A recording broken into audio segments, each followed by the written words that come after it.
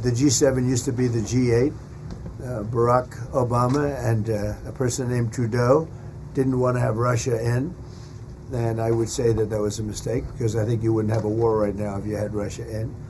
And you wouldn't have a war right now if Trump were president 4 years ago. But it didn't work out that way. But it used to be the G8, and now it's, I guess, what's that, 8 years ago, it switched over. They threw Russia out, which I claimed was a very big mistake. Even though I wasn't in politics then, I was very loud about it. It was a mistake in that you spend so much time talking about Russia, and he's no longer at the table, so it makes life more complicated. But you wouldn't have had the war. And you mentioned Putin.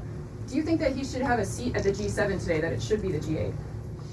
I'm not saying he should at this point, because too much water's gone over the dam, maybe. But it was a big mistake. Obama didn't want him, and the head of your country, the proud head of your country, didn't want him. This was a big mistake. You wouldn't have that war. You know, you have your enemy at the table. Even, I don't even consider him, he wasn't really an enemy at that time. There was no concept. If I were president, this war would have never happened.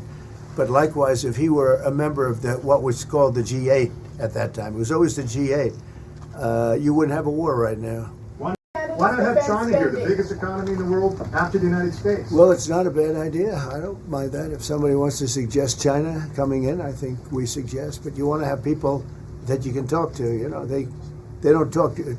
Putin speaks to me. He doesn't speak to anybody else. He doesn't want to talk, because he was very insulted when he got thrown out of the G8. As I would be, as you would be, as anybody would be. He was very insulted.